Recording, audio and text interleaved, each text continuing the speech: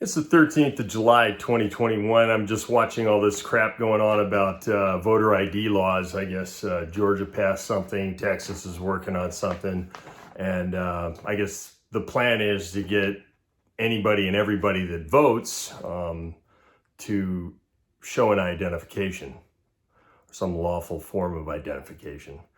Anyways, the left is on the tirade saying, oh no, you're disenfranchising people and this is oppressive and Jim Crow, blah, blah, blah, blah, blah. Then I go back to 2005 and the Real ID Act that was passed. And in the Senate, it was passed 99-1. I guess the Democrat senator from Hawaii at the time voted against it, but Chuck Schumer voted for it. Barack Obama voted for it, Dick Durbin voted for it, and Joe Biden voted for it. Of course, Kamala Harris was too busy under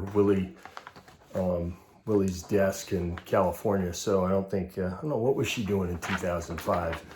Maybe she was working in San Francisco. Anyways, but to hear these people getting up in arms, going back to Kamala Harris, she's talking about there's not a Kinko's in these little rural towns around America for people to go and get photocopies of things. Well, Kinko's went out of business. I guess they got bought out by FedEx. See how out of touch she is, and I don't even use these places. But yeah, I'm kind of wondering. I go, if you go to the TSA's page and you look up forms of identification, because with the Real ID, you need the Real ID in order to fly, if you want to fly in a commercial aircraft.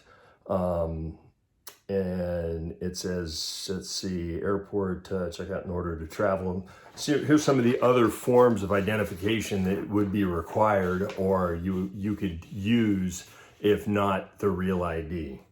U.S. passport, of course, I think you get fingerprinted, you get your photo taken, et cetera, et cetera.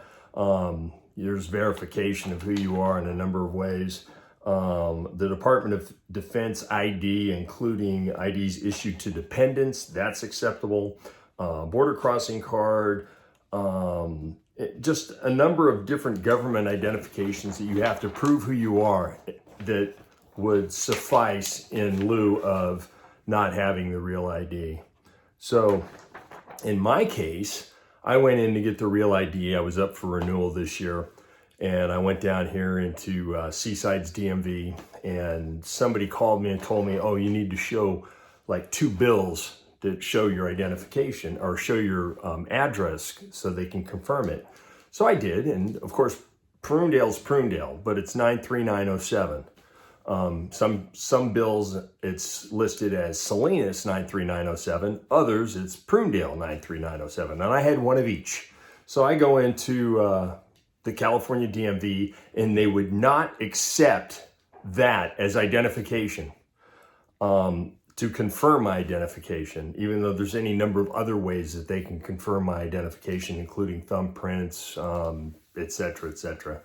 My social security number, all these things. But since I didn't have 2 bills, and who's to say I didn't, think about the people that might live somewhere and don't have any bills, like the poor in these rural areas. How do they get a Real ID without going through all of this and getting paperwork and or thumbprinted or, verification through law enforcement agency, which I've gone through before, and not being booked into jail, but just to go and get my ID taken care of or to verify who I was for being a process server.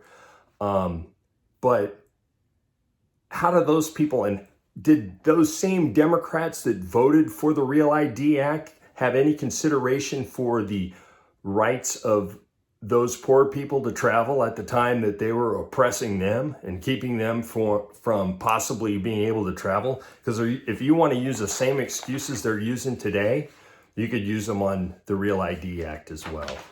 Anyways, personally, my mom came here from another country. She never had a problem with providing the proper documentation to prove who she was and flying and passports and citizenship, etc., etc., etc.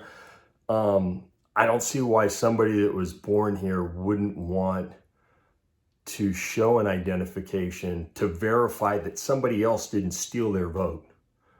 You know, somebody knows that you might have an address or something like that, and they use your name to vote, maybe thinking that you're not going to show up because who knows, maybe you live in the projects or you just live so far out in the sticks that you're not going to come in to vote somewhere or something. I don't know, but I think it probably goes to show that there's nefarious things going on in the realm of voting, especially when they tell you that there's no widespread fraud.